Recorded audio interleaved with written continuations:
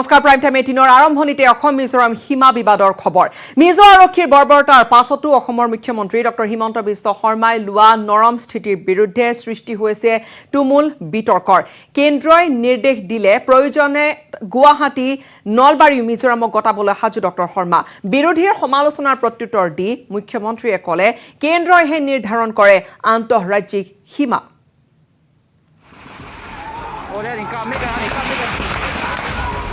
সীমান্তৰ 1 ইঞ্চি মাটিও কাকো এৰি দিয়া নহব মিজো সীমা বিবাদ প্ৰসংগত বাৰে বাৰে একেটা কথাকে দৃঢ়তাৰে উচ্চাৰিলে মুখ্যমন্ত্ৰী হিমন্ত বিশ্ব শৰ্মাই প্ৰথমবাৰৰ বাবে অসমে 1 ইঞ্চি মাটি এৰি নিদিয়াকৈ অসম আৰক্ষী তাতে থিয় হৈ আছে প্ৰায় 300 জন জোৱান সীমান্তত আছে এইবাৰে প্ৰথম যে 1 ইঞ্চিও অসমে মাটি নিদিয়াকৈ অসম থিয় হৈ আছে পিছে মঙ্গলবাৰে মুখ্যমন্ত্ৰী হিমন্ত বিশ্ব শৰ্মাই মিজোৰামক হুংকাৰ দি কৈছিল I will not allow a inch of land to be taken over.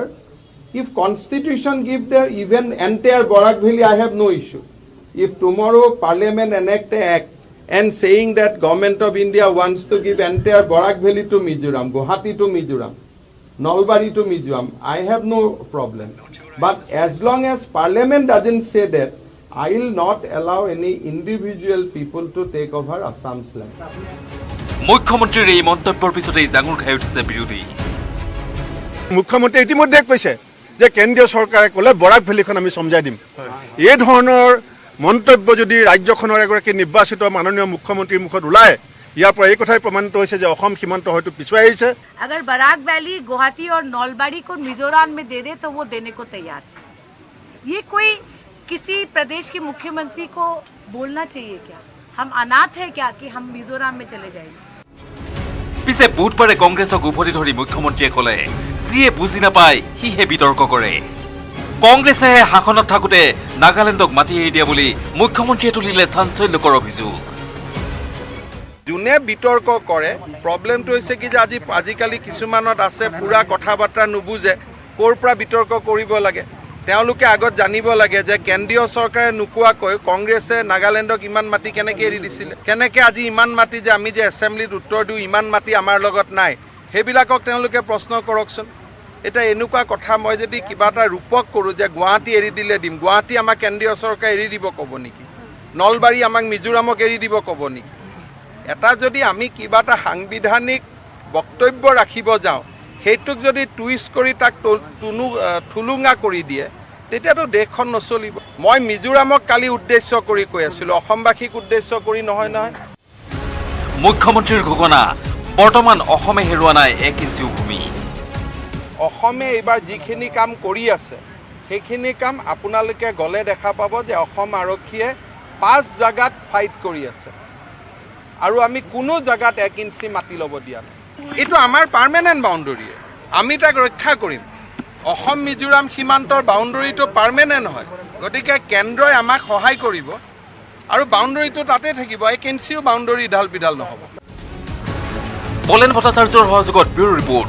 News 18 Assam north east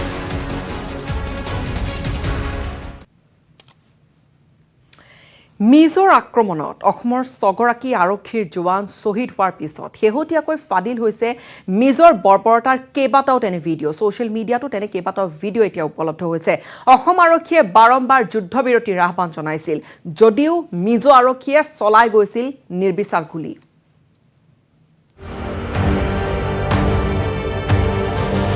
Assam মিজোৰ সীমা বিবাদ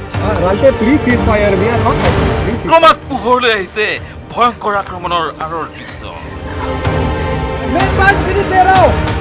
ফাদিল হৈছে মিজোৰ বৰ্বৰতা ভালকৈ শুনক যুদ্ধথলীৰ এই টেলিফোনিক কথোপকথন कोई नहीं आ रहा Ralte please cease fire we are not firing please cease fire करो आई एम हर्ट अरे एक आदमी मर गया सर सीज फायर करो ना सीज फायर वी आर অনুমান কৰা মতে এই কথোপকথন অসমৰ কাছাৰ জিলা আৰু মিজোৰামৰ কলাশিব জিলাৰ 2 এছপি কাছাৰ জিলাৰ এছপি বৈভৱ চন্দ্ৰকান্ত নিপলকাৰে কাতৰভাৱে কলাশিব জিলাৰ এছপিক জনাইছে যুদ্ধবিৰতিৰ আহ্বান कोई नहीं आ रहा Ralte please cease fire we are not firing please cease fire শুনক সেই ভাষ্য। ইয়াত মানুহ মৰি গৈছে, মই আঘাত পাইছো, যুদ্ধ বন্ধ কৰক, আমি গুলি নচলাও। कोई नहीं आ रहा Ralte please cease fire we are not firing please cease fire cease fire करो आई एम हर्ट अरे एक आदमी मर गया सर सीज फायर करो ना cease fire we are retreating please cease fire ইয়াৰ বিপৰীতে ৰণ উন্মাদ মিজো আৰক্ষীৰ হুংকাৰ। অসম পুলিচ পিছুৱাই যোৱা 5 মিনিটৰ সময় দিছো। वापस उधर पीछे जाओ पीछे सबको जाओ जाओ जाओ अभी जाओ मैं 5 मिनट दे रहा हूँ आप वो Kan tuaisi yani tuaisi mga जाओ kan putan din supporta पीछे जाओ मौका दे रहा हूँ मैं এনেকৈ মিজো আৰক্ষীয়ে চলাইছিল বৰ্বৰ আক্ৰমণ।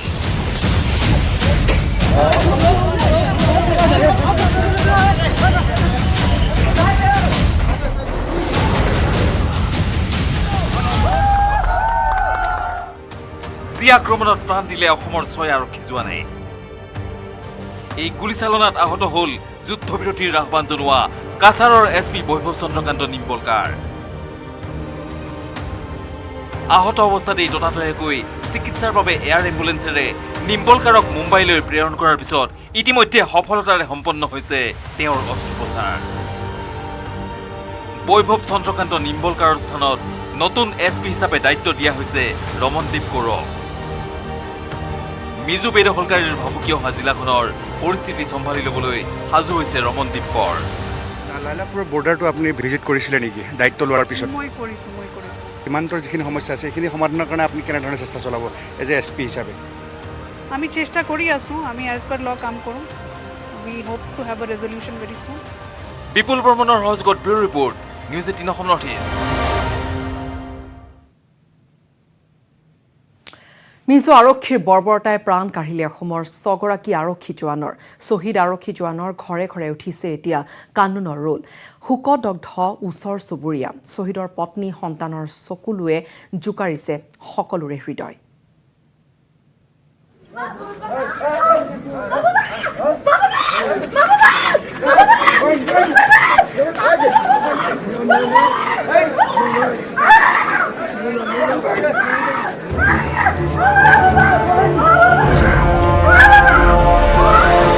এক মৰ্মান্তিক দৃশ্য।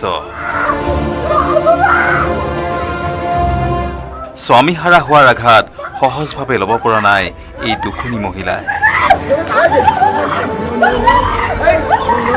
লাইলাপুৰত মিজোৰ উন্মাদ আক্ৰমণৰ চিকাৰ হৈ নিকৰুণ মৃত্যু সাপতি লোৱা শ্বহীদ জোৱান নাজমুল হুছেইনৰ পত্নী এগৰাকী।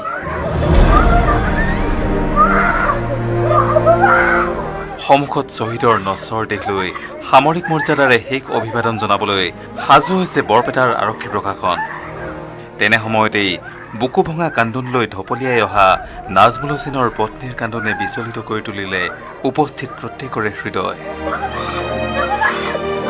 বুধবাৰে পুৱাই গৃহগাঁও বৰপেটাৰ হাউলিৰ সমীপৰ কদমগুৰিলৈ অনা হৈছিল নাজমুল হুছেইনৰ মৃতদেহ।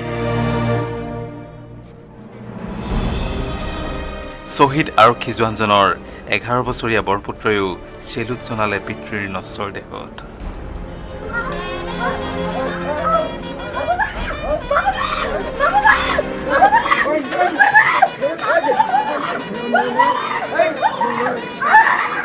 আমার উচিত বিচার লাগে, আমার জামাই লাগে, আমার দুইটা ছোট ছোট বাচ্চা, আমার ভবিষ্যৎ লাগে দুইটা। আমার সরকারের কাছে অনুরোধ আমার দুটা বাচ্চার ভবিষ্যৎ দিত, আমার বাচ্চা ভবিষ্যৎ দিত। একেই শোকাকুল পৰিৱেশ কাছাৰ জিলাৰ কাবুগঞ্জত। শ্বহীদ মজৰুল হক বৰভূঞাৰ ঘৰ এয়া।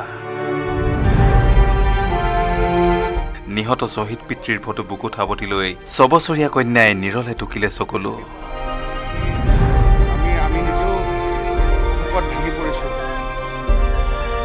কিমান হৃদয় বিদাৰক দৃশ্য। নিজৰ দেউতাকৰ ফটোখন এই ধৰণে বুকুৰ মাজত লৈ নিজৰ দেউতাকক মনত পেলাইছে। এবাৰ যদি দেউতাকৰ ফটোখন চাইছে আৰু এবাৰ সেই ফটোখন বুকুৰ মাজত লৈছে। সঁচাকৈ এক হৃদয় বিদাৰক দৃশ্য। এয়া মঙলবাৰৰ নিশাৰ দৃশ্য। হাইলাকান্দিৰ কাটলিচেৰাৰ 21 IR বেটেলিয়নৰ কেম্পত সামৰিক মৰ্যাদাৰে সন্মান জনোৱা হ'ল হাইলাকান্দি জিলাৰ 3গৰাকী শ্বহীদক। মিজোৰাম আৰক্ষীৰ গুলীত শ্বহীদ হৈছিল হাইলাকান্দি চহৰৰ 9 নম্বৰ ৱাৰ্ডৰ স্বপন ৰায়, আলগাপুৰ বাজবাৰী গাঁৱৰ লিটন শুক্লবৈদ্য আৰু কাটলিচেৰা কৃষ্ণপুৰ গাঁৱৰ শামছুজ্জামান বৰভূঞা। বেটেলিয়নৰ কেম্পৰ পৰা 3গৰাকী শ্বহীদৰ নশ্বৰ দেহ লৈ যোৱা হয় নিজ নিজ বাসগৃহলৈ।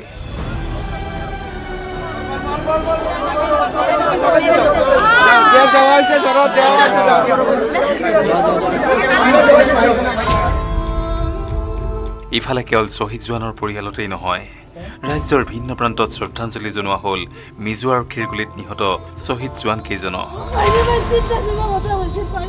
তেজপুৰ সদৰ আৰক্ষী থানাৰ সন্মুখত শ্বহীদ আৰক্ষী জোৱানলৈ শ্ৰদ্ধা নিবেদন কৰিলে অখিল ভাৰতীয় বিদ্যাৰ্থী পৰিষদে।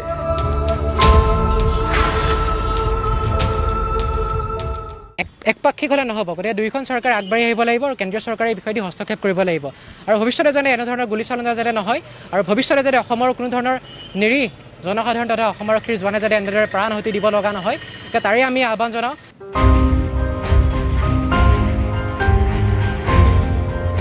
বালিপৰাটো কোভিড প্ৰটকল মানি 6জনকৈ বীৰ শ্বহীদৰ আত্মাৰ চিৰশান্তি কামনা কৰি বন্তি প্ৰজ্বলন কৰিলে বালিপৰা ব্যৱসায়ী সন্থাই।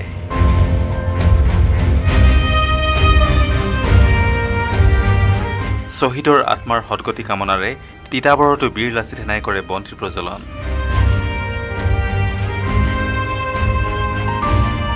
Bureau report, news 18 Assam north east.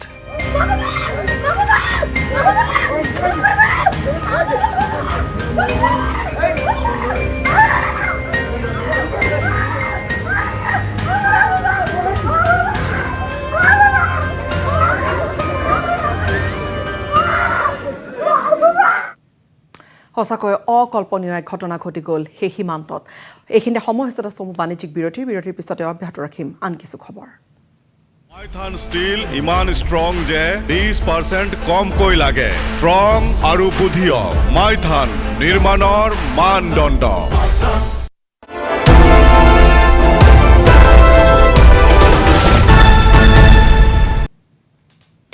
স্বাগতম জনাইছো। বুধবাৰে অনুষ্ঠিত ৰাজ্যিক কেবিনেট বৈঠকত গ্ৰহণ কৰা হৈছে কেইবাটাও গুৰুত্বপূৰ্ণ সিদ্ধান্ত। অসম আৰক্ষীক শক্তিশালী কৰাৰ এক গুৰুত্বপূৰ্ণ সিদ্ধান্ত লোৱা হৈছে। আৰক্ষীৰ 1500 খালী পদ পূৰণৰ এক সিদ্ধান্ত লোৱা হৈছে।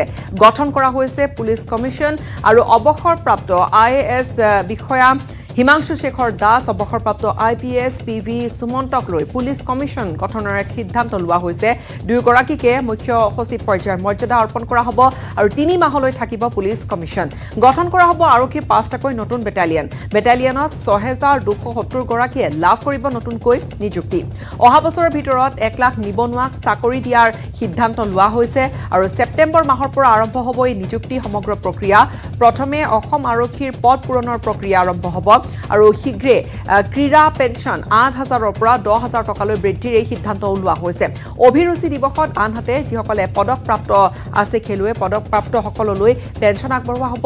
অভিৰুচি দিৱসত 250 গৰাকীয়ে লাভ কৰিব ক্ৰীড়া pension. Olympic, Asian games, Commonwealth গেমছত পদক পোৱাসকলে গ্ৰেড 1 পদত নিযুক্তিও পাব। নতুন স্বায়ত্তশাসিত পৰিষদত দৰমহাৰ ব্যৱস্থা থাকিব। আন এক গুৰুত্বপূৰ্ণ সিদ্ধান্ত, পাছপোৰ্ট বিভাগক গৃহ বিভাগৰ সৈতে চামিলকৰণৰ এক সিদ্ধান্ত লোৱা হৈছে। পাব্লিক এণ্টাৰপ্ৰাইজ বিভাগটোক আচলতে উদ্যোগ বিভাগৰ সৈতে চামিলকৰণ কৰাৰ এক গুৰুত্বপূৰ্ণ সিদ্ধান্ত গ্ৰহণ কৰা হৈছে।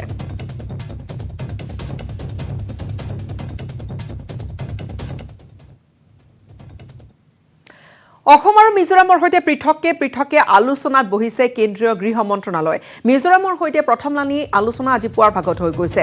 মিজোৰামৰ মুখ্য সচিব পু লালমুন ৱামিয়া আৰু মিজোৰামৰ DGP SBK সিঙৰ সৈতে কেন্দ্ৰীয় গৃহ সচিবৰ এই আলোচনা হৈছিল। আজি পুৱা অসমৰ মুখ্য সচিব আৰু DGPৰ সৈতে বিয়লি 4 বজাৰ পৰা বৈঠক এখন অনুষ্ঠিত হৈছে। জানিব পৰা মতে এতিয়া তেওঁলোকে একেলগে বৈঠকত মিলিত হৈছে।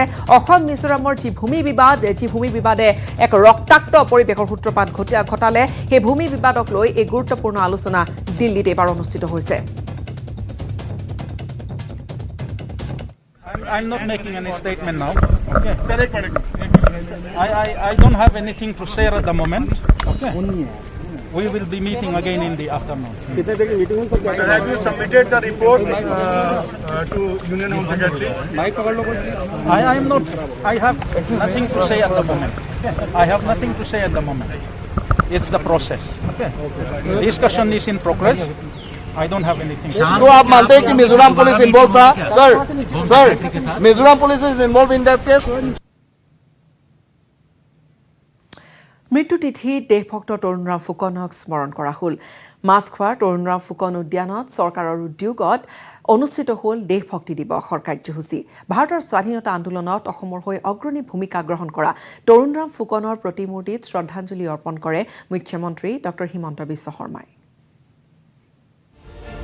দেশভক্তি দিৱস দেশভক্ত তৰুণৰাম ফুকনৰ মৃত্যুতিথিত স্মৰণ ৰাজ্য চৰকাৰৰ মাছখোৱাৰ তৰুণৰাম ফুকন উদ্যানত উদযাপন হ'ল দেশভক্তি দিৱস দেশভক্তৰ প্ৰতিমূৰ্তিত শ্ৰদ্ধাঞ্জলি জনালে মুখ্যমন্ত্ৰী ডক্টৰ হিমন্ত বিশ্ব শৰ্মাই ভাৰতৰ স্বাধীনতা আন্দোলনত অসমৰ হৈ অগ্ৰণী ভূমিকা গ্ৰহণ কৰা তৰুণৰাম ফুকনৰ নেতৃত্বতে পাণ্ডুত অনুষ্ঠিত হৈছিল 1926ৰ কংগ্ৰেছ অধিৱেশন য'ত ৰচনা হৈছিল 42ৰ আন্দোলনৰ পটভূমি এনেদৰে তৰুণৰাম ফুকনৰ দেশভক্তিৰ স্মৰণ কৰিলে মুখ্যমন্ত্ৰী হিমন্ত বিশ্ব শৰ্মাই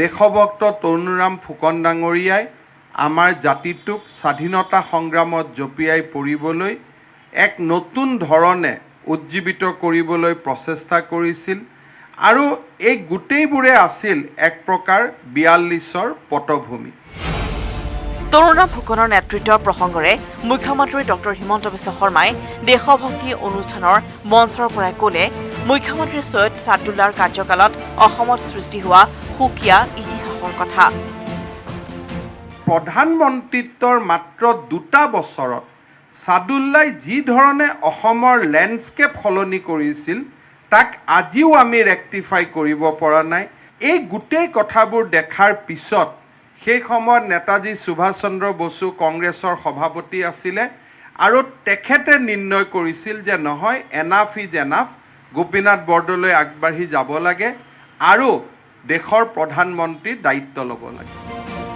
ৰাজ্য কংগ্ৰেছ দলক সমালোচনা কৰি মুখ্যমন্ত্ৰীগৰাকীয়ে ক'লে 1972ৰ পূৰ্বৰ কংগ্ৰেছৰ নীতি আদৰ্শৰ বিপৰীতে 72ৰ পিছৰ কংগ্ৰেছে গঢ়িছে আদৰ্শহীন পৰিচয় স্বাধীনতা সংগ্ৰামৰ সময়ছোৱাত কংগ্ৰেছৰ নেতাসকলে কোৱা কথাখিনি আমি কি ধৰণে শুনিব লাগিছিল আমি কি ধৰণে বুজিব লাগিছিল সেইখিনি যদি আমি শুনিলোহেঁতেন বুজিলোহেঁতেন হয়তো আজি আমাৰ সমাজৰ ৰূপ বেলেগ হ'লহেঁতেন আজি হয়তো আমাৰ সমাজখন অন্য ধৰণে গতি কৰিলেহেঁতেন ৰাজ্য চৰকাৰে অনুষ্ঠিত কৰা শ্ৰদ্ধাঞ্জলি অনুষ্ঠানত উপস্থিত থাকে পীয়ুষ হাজৰিকা প্ৰমুখ্যে ৰাজ্য চৰকাৰৰ শীৰ্ষ বিষয়া কেমেৰা পাৰ্চন সঞ্জয় বৰাৰ সহযোগত বলেন Bhattacharya report news 18 Assam north east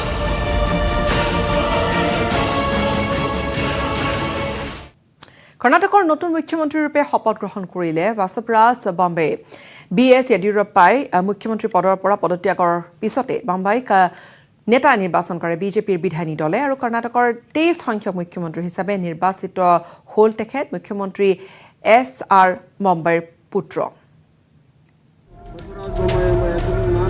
কৰ্ণাটকৰ নতুন মুখ্যমন্ত্ৰী বাসৱৰাজ বোম্মাই বেংগালুৰুৰ ৰাজভৱনত ৰাজ্যপাল থাৱৰচন্দ গেহলটে কৰ্ণাটকৰ নতুন মুখ্যমন্ত্ৰী হিচাপে শপত বাক্য পাঠ কৰোৱালে বাসৱৰাজ বোম্মাইক BS য়েডিয়ুৰাপ্পাই মুখ্যমন্ত্ৰী পদৰ পৰা পদত্যাগৰ পিছতে বোম্মাইক নেতা নিৰ্বাচন কৰে বিজেপিৰ বিধায়িনী দল মঙলবাৰে ভাৰতীয় জনতা পাৰ্টিৰ বিধায়িনী দলৰ বৈঠকৰ পিছত বিজেপিৰ কেন্দ্ৰীয় নেতৃত্বৰ পৰ্যবেক্ষক কেন্দ্ৰীয় মন্ত্ৰী ধৰ্মেন্দ্ৰ প্ৰধানে কৰ্ণাটকৰ পৰৱৰ্তী মুখ্যমন্ত্ৰী হিচাপে নাম ঘোষণা কৰিছে বাসৱৰাজ বোম্মাইৰ শপত গ্ৰহণৰ পিছতে শুভেচ্ছা জ্ঞাপন কৰে বিদায়ী মুখ্যমন্ত্ৰী য়েডিয়ুৰাপ্পাই য়েডিয়ুৰাপ্পাক প্ৰশংসা কৰি বোম্মাইক শুভেচ্ছা জ্ঞাপন কৰে প্ৰধানমন্ত্ৰী নৰেন্দ্ৰ মোদীয়ে লক্ষণীয়ভাৱে বিজেপিৰ বিধায়িনী দলৰ বৈঠকত BS য়েডিয়ুৰাপ্পাই পৰৱৰ্তী মুখ্যমন্ত্ৰী হিচাপে প্ৰস্তাৱ কৰিছিল বোম্মাইৰ নাম বাসৱৰাজ বোম্মাইৰ চৰকাৰত 3জন উপমুখ্যমন্ত্ৰী থকাৰ সম্ভাৱনা আছে কৰ্ণাটকৰ 23 সংখ্যক মুখ্যমন্ত্ৰী হিচাপে নিৰ্বাচিত হোৱা বাসৱৰাজ বোম্মাই ৰাজ্যখনত 11 সংখ্যক মুখ্যমন্ত্ৰী তথা প্ৰাক্তন কেন্দ্ৰীয় মন্ত্ৰী SR বোম্মাইৰ পুত্ৰ কাৰিকৰী অভিযন্তা হিচাপে 3 বছৰ টাটা মটৰ্ছত কাৰ্যনিৰ্বাহ কৰা বাসৱৰাজ বোম্মাইৰ ৰাজনৈতিক জীৱন আৰম্ভ হৈছিল 1995 চনত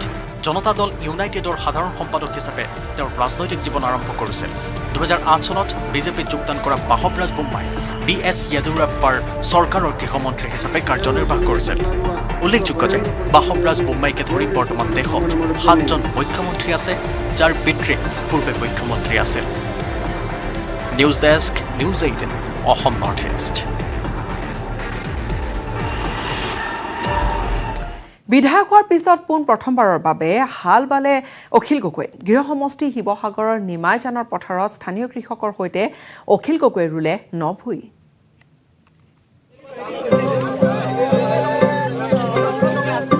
নাঙলৰ মুঠিত ধৰিলে বিধায়ক অখিলে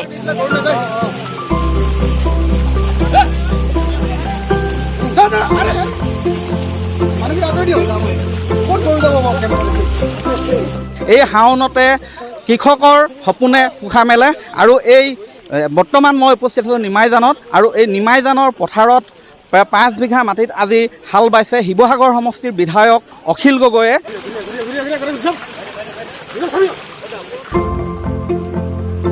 পথাৰত হালজুৰি গুধন যে অসমীয়া সমাজৰ প্ৰাণস্পন্দন স্বৰূপ তাকো বুজাই দিলে নতুন বিধায়কজনে গৰু আমাৰ প্ৰাণ আমাৰ কৃষিজীৱী মানুহৰ প্ৰাণ আজি তেওঁলোকে কৈছে যে নহয় আমি মানে ভ্ৰূণতে দমৰাবিলাক হত্যা কৰে ভ্ৰূণতে যদি দমৰা হত্যা কৰে খেতি কোনে কৰিব বা খেতিত কেতিয়াও নাঙলত ধৰি নোপোৱা মানুহ যেহেতু এতিয়া অসমৰ মুখ্যমন্ত্ৰী হ'ল আজি এনেকুৱা ধৰণৰ অদ্ভুত কথা কৈ আমাৰ গৰু বন্ধ কৰিব খুজিছে কিন্তু মই নাভাবোঁ যে অসমৰ গাঁৱৰ মানুহে গৰু এৰি দিব আমাৰ গাঁৱৰ মানুহে গৰু পোৱালি এটা বিক্ৰী কৰি দমৰা এটা বিক্ৰী কৰি আমি কি কৰোঁ আমাৰ ল'ৰাটোক মেট্ৰিক পৰীক্ষা দিবলৈ আগবঢ়াই দিওঁ তো এতিয়া যদি সেইটো বন্ধ কৰি দিয়ে আমি চলিম কেনেকৈ এজাক ৰোৱনীৰ সৈতে ৰুলে 9 ভূঁই স্থানীয় কৃষকক লগত লৈ শাওনৰ পথাৰত নামিল শিৱসাগৰ সমষ্টিৰ বিধায়ক অখিল গগৈ উখল মাখল নিমাইজানৰ জয়াল পথাৰ একেডৰা মাটিতে বছৰত 3বাৰকৈ কৃষি কাৰ্যৰে কৃষিজীৱী ৰাইজৰ আয় দুগুণ কৰাৰ পৰিকল্পনা ৰচিছে বিধায়কজনে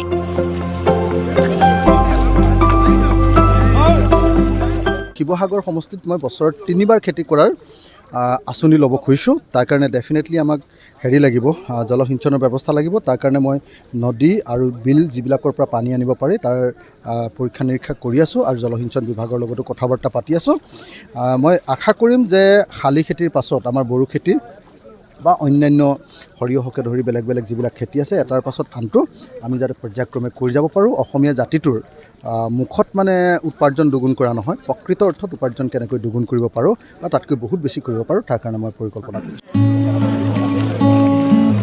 নিমাইজানৰ 5 বিঘা ভূমিত 9 ভূঁই ৰোৱা পৰ্বত অংশ ল'লে বিধায়ক গগৈয়ে মূলতঃ উঠি অহা প্ৰজন্মক কৃষি কৰ্মৰ প্ৰতি উৎসাহিত কৰাৰ লক্ষ্য নতুন বিধায়কগৰাকীৰ স্থানীয় বিধায়কগৰাকীক কাষতে পাই আনন্দিত স্থানীয় কৃষকসকল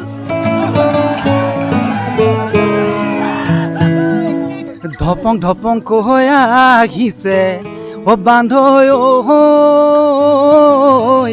ঐ যাকে ৰোৱনী পথাৰৰে শুৱনি হাততে কঠিয়ালৈ হৈ কুমলীয়া তামোলে মূৰ ধৰিছে খেলেঙি নিমখ পানী দিবলে যদি আহে কোনো এজনী ককাই দহ মাটি চহাই দিম শিৱসাগৰৰ পৰা প্ৰদীপ গগৈৰ report news 18 Assam north east